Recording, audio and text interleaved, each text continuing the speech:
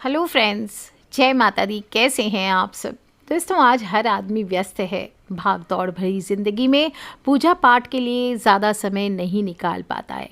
ऐसे में एकादशी व्रत एक ऐसा उपाय है जो सहस्र गुना फल प्रदान करता है और रोज़मर्रा की ज़िंदगी में आज के कलयुग में जो मनुष्य पाप करता है उससे थोड़ी सी राहत प्रदान करता है। भगवान विष्णु का ध्यान करते हुए इस वीडियो की शुरुआत करते हैं। शांताकारं भुजग शयनम पद्मनाभम सुरेशम विश्वाधारम गगन सदृशम मेघवर्णम शुभांगम लक्ष्मीकांतम कमल नयनम योगिर्भि ध्यान गम्यम वंदे विष्णु भवभयहरम सर्वलोकैकनाथनम। बोलिए श्री हरि विष्णु भगवान की जय। और इस छोटी सी मंत्र स्तुति से भगवान विष्णु की उपासना एकादशी पर जो भी मनुष्य करता है उनकी कृपा का भागी हो जाता है। फागुन माह की शुक्ल पक्ष की एकादशी है। कहीं आमल की एकादशी तो कहीं रंग भरी एकादशी के नाम से जानी जाती है। 3 मार्च के दिन है और राजस्थान के सीकर में खाटू श्याम जी का मेला लगता है और हर तरफ रंग और गुलाल के साथ अथाह प्रेम बरसता है। इस दिन गौरी से विवाह के बाद भोलेनाथ भी पहली बार अपनी प्रिय नगरी काशी में आए तो मां पार्वती के स्वागत में पूरा नगर रंग और गुलाल से विविध रंगों से सजाया गया था। तब से आज तक ये परंपरा चालू है और मां गौरी और शिव के स्वागत की जोर शोर से तैयारियां की जाती है। आमल की एकादशी के महात्म्य के बारे में महाराज युधिष्ठिर एक बार भगवान श्री हरि कृष्ण से पूछते हैं, फागुन माह के शुक्ल पक्ष की एकादशी का नाम क्या है, महत्व क्या है और इस एकादशी को करने का क्या फल है? तब भगवान श्री हरि विष्णु कहते हैं, आमल की यानी आंवला को शास्त्रों में उसी प्रकार श्रेष्ठ स्थान प्राप्त है जैसे नदियों में गंगा और देवों में भगवान विष्णु को। जब सृष्टि की रचना के लिए ब्रह्मा जी को विष्णु भगवान ने जन्म दिया, उसी समय धरा पर चंद्रमा के समान कांतिमान एक बिंदु का प्राकट्य हुआ और उसी से आंवले का पौधा उत्पन्न हुआ। साथ ही देवता हो, गंधर्व हो, यक्ष हो, राक्षस हो, दानव हो, इनकी उत्पत्ति हुई। तब सभी उस पौधे के पास गए और उसे देखकर सभी हैरान थे क्योंकि इससे पहले वो किसी भी ऐसे पौधे के बारे में नहीं जानते थे। तभी आकाशवाणी हुई, हे ऋषियों, यह पौधा समस्त पौधों में श्रेष्ठ आमलक है जो कि भगवान विष्णु को अत्यंत ही प्रिय है और इसके स्मरण मात्र से ही गोदान के बराबर पुण्यों का फल मिलता है। वहीं इसका स्पर्श करने से 2 गुना और खाने से 3 गुना पुण्य मिलता है। आंवले के वृक्ष को आदि वृक्ष के रूप में प्रतिष्ठित किया गया है और इस वृक्ष को पापों को हरने वाला बताया गया है। इसके हर अंग में ईश्वर का वास है। भगवान विष्णु, ब्रह्मा और भगवान भोलेनाथ इसके मूल में विराजते हैं। शाखाओं में मुनि, टहनियों में देवता, पत्तों में वसु, फलों में सभी प्रजापति निवास करते हैं। भगवान विष्णु स्वयं कहते हैं कि जो प्राणी स्वर्ग और मोक्ष की कामना रखता है उन्हें फागुन शुक्ल पक्ष में जो पुष्य नक्षत्र में एकादशी आती है, इस एकादशी का व्रत अवश्य करना चाहिए और यह अत्यंत ही श्रेष्ठ है। सभी ने उस आकाशवाणी से पूछा, आप कौन हैं? तो आवाज आई कि भूतों का ज्ञाता, वर्तमान एवं भविष्य का कर्ता, जो अदृश्य अवस्था में हर जगह व्याप्त है, मैं वही विष्णु हूँ। सभी ने आकाशवाणी को प्रणाम किया और भगवान विष्णु ने प्रसन्न होकर सभी से वरदान मांगने को कहा। इस पर सभी ऋषि मुनियों ने कहा कि यदि आप प्रसन्न हैं तो कोई ऐसा उपाय बताइए जिससे स्वर्ग और मोक्ष की प्राप्ति हो। तब भगवान विष्णु बोले कि फागुन माह में शुक्ल पक्ष की एकादशी को आमल की एकादशी का व्रत जो भी करेगा उसकी सभी मनोकामनाएं अवश्य पूर्ण होगी। ब्रह्मांड पुराण में मानधाता और वशिष्ठ संवाद में फागुन माह के शुक्ल पक्ष की एकादशी के बारे में बहुत ही सुंदर महात्म्य बताया गया है। एक बार मानधाता जी ने वशिष्ठ ऋषि से प्रार्थना की, हे ऋषिवर, यदि आप मुझ पर प्रसन्न हैं तो कृपा करके मुझे कोई ऐसा व्रत बतलाइए जिसका पालन करने से मुझे वास्तविक कल्याण की प्राप्ति हो। इसके उत्तर में वशिष्ठ जी ने प्रसन्न चित्त होकर कहा, हे राजन, मैं आपको शास्त्रों के गोपनीय, रहस्यपूर्ण, बड़ा ही कल्याणकारी व्रत है उसकी कथा सुनाता हूँ, ध्यानपूर्वक सुने। ये सभी मंगल को देने वाली है। हे राजन, इस व्रत का नाम आमल की एकादशी व्रत है। बड़े से बड़े पापों का नाश करती है और 1000 गौ दान के बराबर पुण्यों को फल देती है। मोक्ष की प्रदाता है। पुराने समय के वैदिश नाम के नगर में ब्राह्मण, क्षत्रिय, वैश्य तथा शूद्र वर्ण के लोग बड़ी ही सुखपूर्वक निवास किया करते थे और वहां के लोग स्वाभाविक रूप से स्वस्थ और हिष्ट-पुष्ट थे। हे राजन, उस नगर में कोई भी मनुष्य पाप आत्मा अथवा नास्तिक नहीं था और इस नगर में जहां तहां वैदिक कर्म का अनुष्ठान हुआ करता था। वेद ध्वनि से सारा नगर गूंजता रहता था और उस नगर में चंद्रवंशी राजा राज किया करते थे और इसी चंद्रवंशीय राजवंश में एक चैत्र रथ नाम के धर्मात्मा और सदाचारी राजा ने जन्म लिया। वह राजा बड़ा ही पराक्रमी था, शूरवीर था, धनवान था, भाग्यवान था और शास्त्रज्ञ भी था। और इस राजा के राज्य में प्रजा को बहुत ही सुख था, सारा वातावरण ही अनुकूल था। यहाँ तक कि सारी प्रजा विष्णु भक्त परायण थी। सभी लोग एकादशी का व्रत किया करते थे। कोई भी दरिद्र नहीं दिखाई देता था, कृपण यानी कंजूस नहीं दिखाई देता था और इस प्रकार प्रजा के साथ राजा अनेक वर्षों तक सुखपूर्वक राज करते रहे। एक बार फागुन माह के शुक्ल पक्ष की द्वादशी संयुक्ता अमल की एकादशी आई। यह महाफल देने वाली एकादशी थी। ऐसा जानकर नगर के बालक, वृद्ध, युवा, स्त्री, पुरुष, स्वयं राजा ने भी सपरिवार इस एकादशी व्रत का पूरे नियमों के साथ पालन किया। एकादशी वाले दिन राजा सुबह सुबह नदी में स्नान आदि समाप्त कर समस्त प्रजा के साथ उसी नदी के किनारे पर बने भगवान श्री हरि विष्णु के मंदिर में बैठ गए। वहां दिव्य गंध, सुवासित जलपूर्ण कलश, छत्र, वस्त्र, पादुका आदि पंचरत्नों के द्वारा सुसज्जित करके भगवान की स्थापना करी। इसके बाद धूप दीप प्रज्वलित करके आमले के साथ भगवान श्री परशुराम की पूजा की और अंत में प्रार्थना की, हे परशुराम, हे रेणुका के सुखवर्धक, हे मुक्ति प्रदाता, आपको नमस्कार है। हे आमलकी, हे ब्रह्मपुत्री, हे धात्री, हे पापनाशिनी, आपको नमस्कार है। आप मेरी पूजा स्वीकार करें। इस प्रकार राजा ने अपनी प्रजा के साथ भगवान श्री हरि विष्णु और एवं भगवान श्री परशुराम जी की पवित्र चरित्र गाथा गाई, कीर्तन किया, स्मरण किया, श्रवण किया और एकादशी की महिमा सुनते हुए रात्रि जागरण को किया। उसी शाम एक शिकारी शिकार करता हुआ वहां आ पहुंचा। जीवों की हत्या कर वह दिन व्यतीत किया करता था। दीपमालाओं से सुसज्जित तथा बहुत से लोगों द्वारा इकट्ठे होकर हरि कीर्तन करते हुए रात्रि जागरण को देखकर शिकारी सोचने लगा, ये सब क्या हो रहा है। शिकारी के पिछले जन्म के पुण्य उदय हुए और वहां पर वह एकादशी व्रत करते हुए भक्त जनों के उसने दर्शन किए। कलश के ऊपर विराजमान भगवान श्री दामोदर जी का दर्शन किया।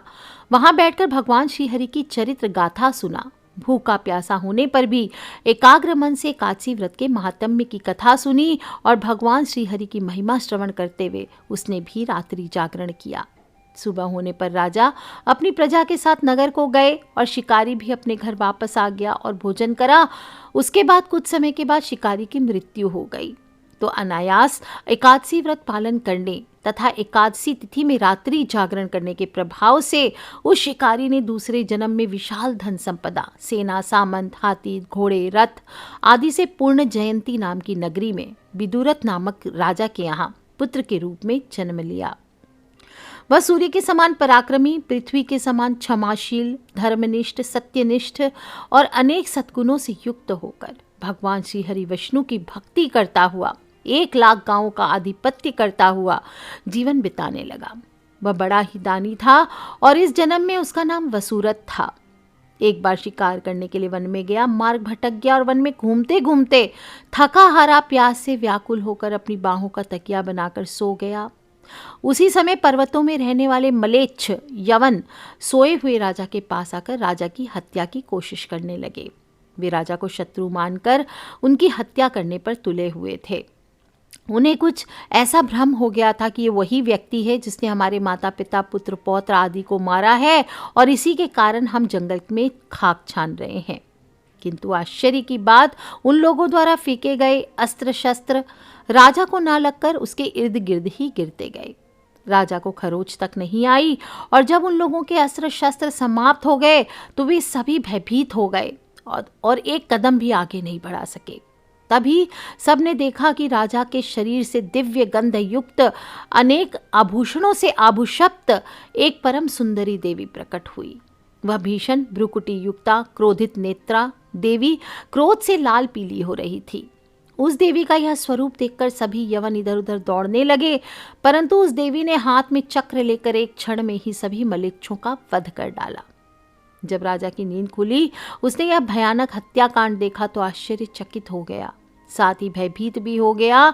उन भीषण आकार वाले मलेच्छों को मरा हुआ देखकर राजा विस्मय के साथ सोचने लगा, मेरे इन शत्रुओं को मारकर मेरी रक्षा किसने की? यहाँ मेरा ऐसा कौन हितैषी मित्र है? जो भी हो, मैं इस महान कार्य के लिए उसका बहुत बहुत धन्यवाद ज्ञापन करता हूँ। और उसी समय आकाशवाणी हुई कि भगवान केशव को छोड़कर भला शरणागत की रक्षा करने वाला और है कौन? अतः शरणागत रक्षक, शरणागत पालक श्री हरि ने ही तुम्हारी रक्षा की है। राजा उस आकाशवाणी से प्रसन्न हुआ और भगवान श्री हरि के चरणों में अति कृतज्ञ होकर भगवान का भजन करते हुए अपने राज्य में वापस आ गया और निष्कंटक राज करने लगा। वशिष्ठ जी कहते हैं, हे राजन, जो भी मनुष्य इस प्रकार से सामल की एकादशी के व्रत का पालन करता है वह निश्चित ही विष्णु लोक को प्राप्त कर लेता है। तो बोलिए श्री हरि विष्णु भगवान की जय। ये कथा अकेले नहीं सुननी है, अपने फ्रेंड्स, फैमिली, मम्मी पापा, भाई बहन, बच्चे सभी लोगों से अवश्य शेयर करिए। और अमल की एकादशी, थोड़ा कन्फ्यूजन हुआ है इस बार कि 2 मार्च को होगा या 3 मार्च को। गलत है, 2 मार्च को नहीं होगा। हालांकि 2 मार्च को सुबह 6:39 से एकादशी तिथि शुरू हो चुकी है और एकादशी तिथि का समापन 3 मार्च को है। सुबह 9:12 तक एकादशी तिथि रहेगी। ऐसे में उदय तिथि के अनुसार अमल की एकादशी का व्रत 3 मार्च को ही करना उचित होगा। साथ ही साथ द्वादशी युक्त एकादशी है तो ये सर्वश्रेष्ठ मानी गई है, जबकि दशमी के साथ मिली हुई एकादशी वृद्ध मानी जाती है। इसलिए वैष्णवों को चाहिए कि द्वादशी मिली हुई एकादशी का व्रत करें और त्रयोदशी आने से पहले पारण कर लें। तो व्रत का पारण आप सभी को 4 मार्च को करना है और एकादशी व्रत करने की इच्छा रखने वाले मनुष्य को दशमी तिथि से ही नियमों का पालन करना चाहिए। मांस, मदिरा, प्याज, लहसुन आदि का सेवन रात्रि के समय ना करें और पूर्ण ब्रह्मचर्य का पालन करते हुए ओम नमो भगवते वासुदेवाय, ओम नमो भगवते वासुदेवाय ऐसा जप करते हुए शांतिपूर्वक शयन करना चाहिए। भोग विलास से दूर रहे, ब्रह्मचर्य का पालन करें। एकादशी के दिन सुबह जल्दी उठें, घर के मुख्य द्वार की साफ सफाई करके हल्दी के जल का छिड़काव करें, तोरण सजाएं, रंगोली लगाएं। इस दिन दातुन नहीं करना चाहिए। जो भी पत्ते हो, नींबू, जामुन, आम के पत्ते, तो उसे चबा सकते हैं, उंगली से कंठ साफ कर सकते हैं। इस दिन वृक्ष से पत्ता तोड़ना वर्जित बताया गया है, चाहे वो तुलसी हो या कोई भी पत्ता हो। और अगर पत्ता ना मिले तो 12 बार कुल्ला कर लीजिए। फिर स्नान करें, सुंदर हल्के वस्त्र लाल, पीले, गुलाबी, हरे धारण करें। नीले काले वस्त्र इस दिन धारण ना करें। फिर 1 लोटा जल सूर्य देव को अर्पित करें। ओम सूर्याय नमः, ओम आदित्याय नमः, ओम भास्कराय नमः, ओम भूर्भुवः स्वः तत्सवितुर्वरेण्यं भर्गो देवस्य धीमहि धियो यो न प्रचोदयात्। इस प्रकार से सूर्य भगवान को 1 लोटा जल अर्पित करने के बाद उसी लोटे में जल भर लीजिए। राइट टर्न कर जाइए, यानी दक्षिण मुखी हो जाइए और फिर ओम सर्वेभ्यो पितृभ्यो नमो नमः, ओम सर्वेभ्यो पितृभ्यो नमो नमः, पितर पितरानी की जय ऐसा बोलते हुए आपको जल अर्पित करना है।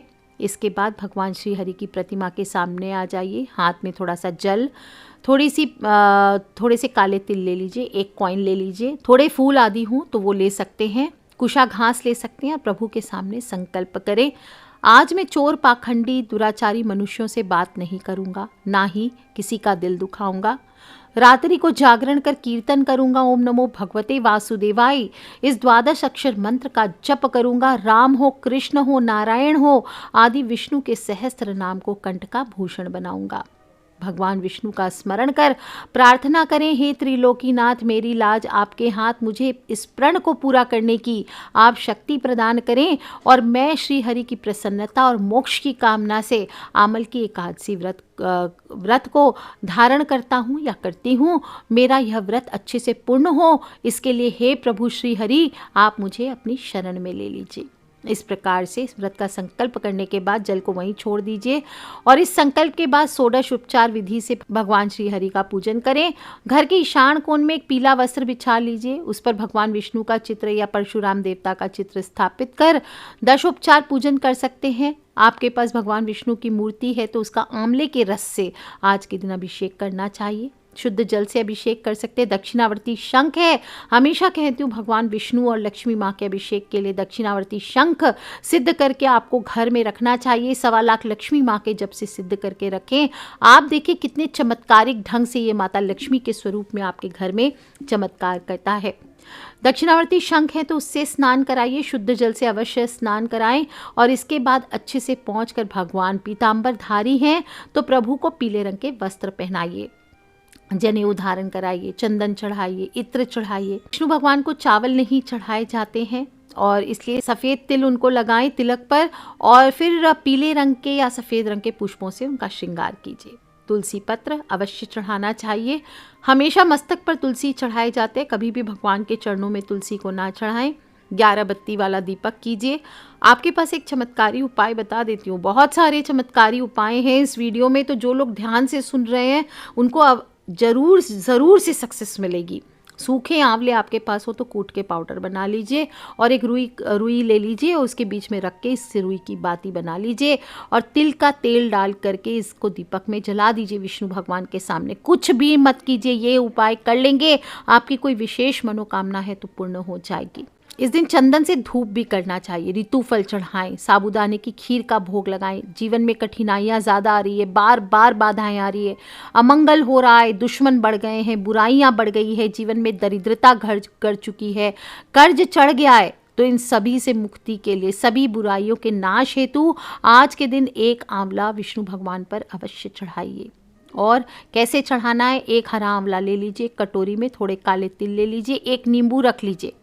अगर बाई चांस आपको आंवला नहीं मिलता है तो 2 नींबू कर लीजिए उसको और फिर वहीं बैठ करके एक मंत्र का जप कीजिए। ओम रांग रांग परशु हस्ताय नमः।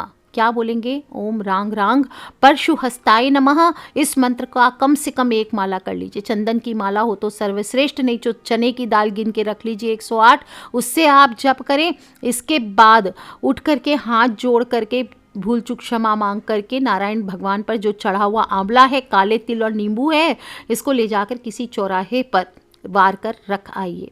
बाई चांस आंवला ना हो तो उसकी जगह आप नींबू या वो भी ना हो तो सुपारी काम में ले सकते हैं। और फिर जो भगवान पर आपने अत्र चढ़ाया है उसको मैं हमेशा बताती हूँ अपने पास रखा कीजिए संभाल कर और नाभि में रोज लगाया कीजिए, इससे वशीकरण शक्ति बढ़ती है। कोशिश करें, वैसे तो कोई भी शुद्ध अत्तर काम करेगा, पर पूर्ण फलों की प्राप्ति के लिए आपको एनर्जाइज्ड अत्तर का इस्तेमाल करना चाहिए, किसी ज्योतिष द्वारा सिद्ध करके इसे प्राप्त करना चाहिए। फिर देखिए कमाल, कैसे हर कोई मानता है आपकी बात। इस दिन लक्ष्मी माँ की भी पूजा साथ में विष्णु भगवान के साथ कीजिए, अत्तर भी चढ़ाइए। शाम को तुलसी पर दीपक जलाइए और आंवले की वृक्ष की इस दिन विशेष रूप से पूजन की जाती है। आंवले का वृक्ष हो तो वहाँ जाके पूजन कर सकते हैं, साफ सफाई करके वहाँ पे बैठ के पूजन करें, या फिर घर पे ही आंवले की एक टहनी ले आइए और उसका पूजन करें। भूमि पर चौक पुराइए, यानी गोबर माटी का चौका दीजिए, उस पर पौधे को रखिए और कलश स्थापित कर सभी देवी देवताओं का कलश में आमंत्रण करें।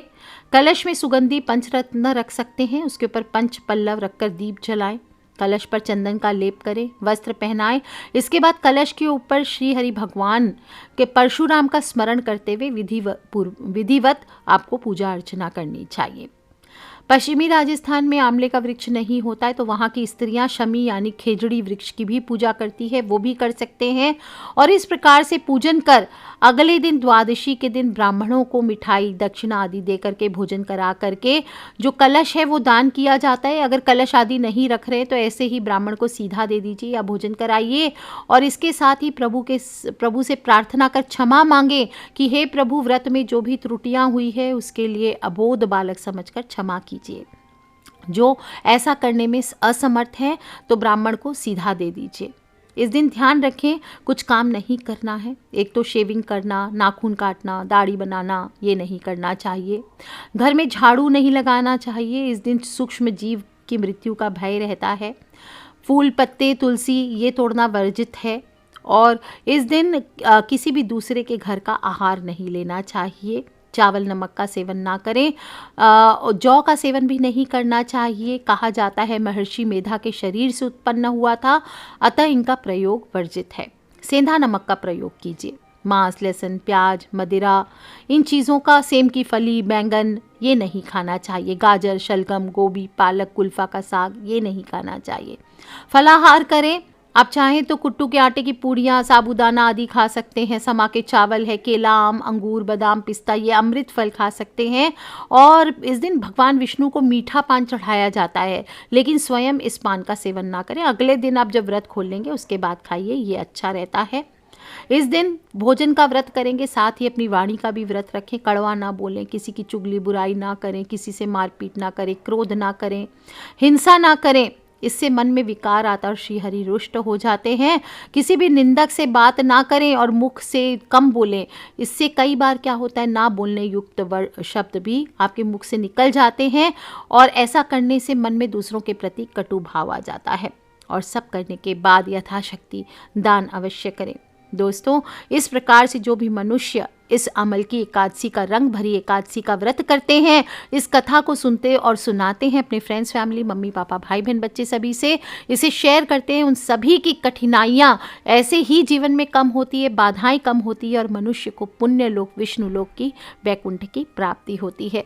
तो आप भी कीजिए उपाय दोस्तों, और अपने फ्रेंड्स, फैमिली, मम्मी पापा, भाई बहन, बच्चे सभी लोगों से शेयर अवश्य करें, क्योंकि हमें नहीं पता कौन सा उपाय कब किसकी लाइफ बदल दे। So love you all friends, take care. जय माता दी, बम बम भोलेनाथ की जय, विष्णु भगवान की जय, लक्ष्मी मैया की।